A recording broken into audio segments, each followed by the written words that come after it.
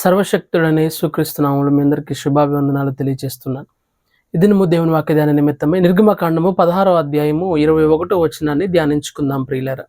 వారు అనుదినమును ఉదయమున ఒక్కొక్కరికి చొప్పున ఆహారమును సమకూర్చుకొనిరి అనే మాటను మనం గమనిస్తూ ఉన్నాం. ఈ విషయాన్ని మనం గమనించగలిగినట్లయితే నేపథ్యాన్ని కొంచెం ఆలోచించేద్దాం ప్రియులారా. ప్రజలు ఎర్ర సముద్రాన్ని దాటి వారి ప్రయాణాన్ని కొనసాగిస్తున్న సందర్భంలో వారికి మొదటిగా దాహం వేసింది, తర్వాత ఆకలి వేసింది. దాహం వేసినప్పుడు దేవుడిని అడిగితే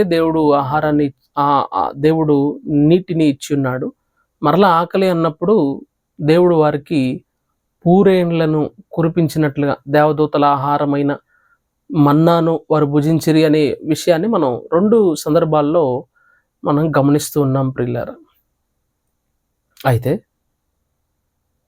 వారు ఒక్కొక్కరు ఉదయమున అనుదినము ఉదయమున వారు బయటకు వచ్చి ఒక్కొక్కరు ఓమేరు చొప్పున ఈ విషయాన్ని మనం నేపథ్యాన్ని మనం అంటే దిగువ వాక్య భాగాన్ని కానీ ఆ కాంటెక్స్ట్ అంతా చదువుతున్నప్పుడు మనకు అర్థమవుతుంది. అయితే ఒక్కొక్కరికి ఎంతెంత ఆహారం కావాలో ఒక రోజుకి ఎంత ఆహారం తినగలరో అంత ఆహారాన్ని సమకూర్చుకోవాలి. అంతకంటే ఎక్కువ ఆహారం సమకూర్చుకుంటే అది పాడైపోతుంది. అయితే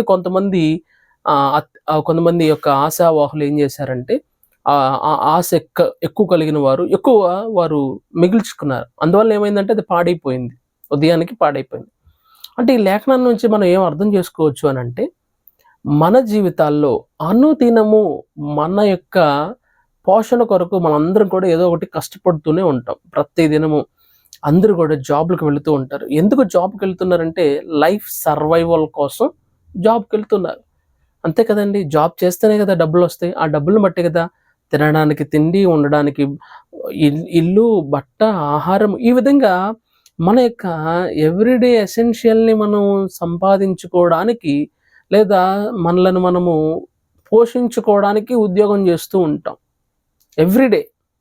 కొంతమంది ఉద్యోగస్తులకైతే నెలకు ఒకసారి జీతం వస్తుంది, అంటే వారి యొక్క సంపాదన. మరి కొంతమందికి వారానికి ఒకసారి వస్తుంది, మరి కొంతమందికి ఏ రోజు కూలి ఆ రోజు.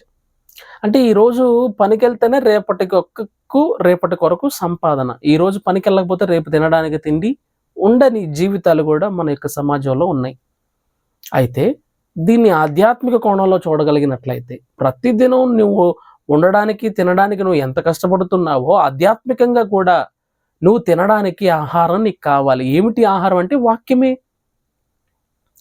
నువ్వు శారీరకంగా ఉండాలంటే 3 పూట్ల తినాలి కదా. ఆధ్యాత్మికంగా కూడా నీ ఆత్మ సజీవులుగా అంటే నీ ఆత్మ దేవుని యొక్క శక్తితో నింపబడాలి అని అంటే దేవుని వాక్యం అవసరము.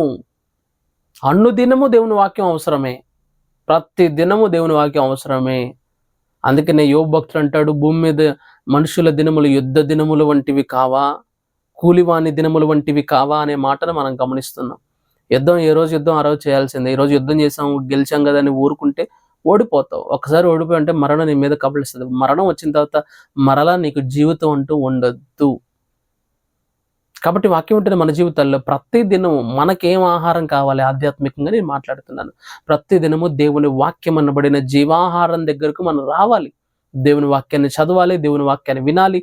దేవుని వాక్యాన్ని మన జీవితానికి ఆపాదించుకోగలిగినట్లయితే అప్పుడు మాత్రమే మనలో ఉన్న ఆత్మ ఎంతో సంతుష్టిగా ఉంటుంది అని లేఖనము సెలవిచ్చుచున్నది ప్రియులారా. కాబట్టి ప్రియ స్నేహితుడా, ప్రియ స్నేహితురాలా, ప్రియ సహోదరుడా, ప్రియ సహోదరి, నీవు అనుదినము నీ జీవితానికి, నీ ఆధ్యాత్మిక జీవితానికి సరిపడిన ఆధ్యాత్మిక ఆహారమైన దేవుని వాక్యాన్ని నీవు పోషించుకుంటున్నావా, నీవు సంపాదించుకుంటున్నావా, తద్వారా నీ ఆత్మను నీవు పోషించుకుంటున్నావో లేదో ఈ వాక్యం ద్వారా మనందరం కూడా మనలను మనము తొంగి చూడగలిగిన అవసరత ఉన్నది కనుక మన హృదయ లోతులోనికి వెళ్ళి దేవుని వాక్యం ద్వారా మనం ఎంతగా బలపడుతున్నాం, దేవుని వాక్యాన్ని ప్రతిదినము ఆశిస్తున్నామా, చదువుతున్నామా, వింటున్నామా అన్న గ్రహింపులోనికి రావాలని లేఖనము మనకు తెలియజేస్తుంది. దేవుడు ఇట్టి మాటలను మన వెనుకలో దీవించునుగాక. ప్రార్థన.